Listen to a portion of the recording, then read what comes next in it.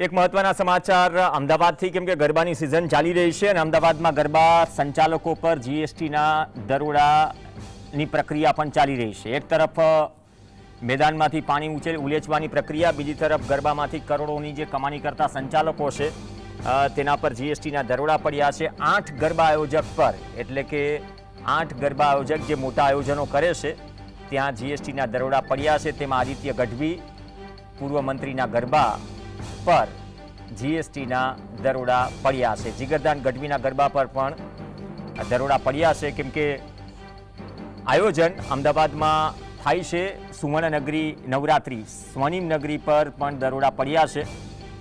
તો કુલ 8 જગ્યા કે જ્યાં જીએસટી વિભાગે તપાસ કરી છે। આમાંથી શું માહિતી સામે આવી છે, કેમ દરોડા પડ્યા છે, આર્થિક વ્યવહારો છે કે બીજું કોઈ કારણ છે,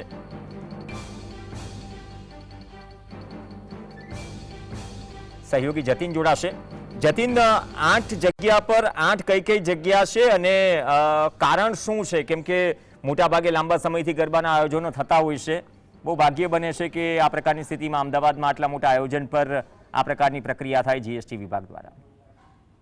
અમદાવાદમાં ગરબા આયોજકો પર જીએસટીની સૌથી મોટી રેડ જે છે તે કહી શકાય। અમદાવાદમાં આદિત્ય ગઢવી, જીગરદાન ગઢવી અને પૂર્વ મંત્રીના ત્યાં ગરબામાં રેડ જે છે તે જોવા મળી રહી છે। બેફામ વેચાતા પાસના ભાવને લઈ જીએસટી વિભાગ એક્શન મોડમાં જોવા મળી રહ્યું છે। અલગ અલગ જેટલી અમદાવાદમાં 8 જેટલી જગ્યાઓ પર રેડ જે છે તે પાડવામાં આવી છે। કહી શકાય કે મળતી માહિતી મુજબ જે પાસોના ભાવ જે છે તે ખૂબ વધારે રાખવામાં આવ્યા છે, તેને લઈ જીએસટી વિભાગ દ્વારા રેડ જે છે વોચ જે છે તે રાખવામાં આવી હતી। વોચ બાદ આવી રેડ જે છે તે પાડવામાં આવી હતી। સાથેમાં જ કહી શકાય કે સુરતમાં સુવર્ણ નવરાત્રી જે ચાલી રહી છે ત્યાં પણ જીએસટીની ઓપરેશન ચાલી રહ્યું છે। એટલે કે ગુજરાતમાં જે અલગ અલગ જેટલી મોટી જગ્યાઓ પર જે સુવર્ણ નવરાત્રી હોય કે પછી અલગ અલગ જેટલી નવરાત્રીઓ પર જે જીએસટીની વોચ રાખવામાં આવી છે, વોચને લઈ આજે બપોર બાદ કહી શકાય કે જીએસટીના અધિકારીઓ દ્વારા સર્ચ ઓપરેશન જે છે તે શરૂ કરી દેવામાં આવ્યું છે। અમદાવાદમાં હાલ 8 જેટલી જગ્યાઓ પર જીએસટીની વોચ જે છે તે જોવા મળી રહી છે। જી, એટલે વોચ છે કે દરોડા પડ્યા છે?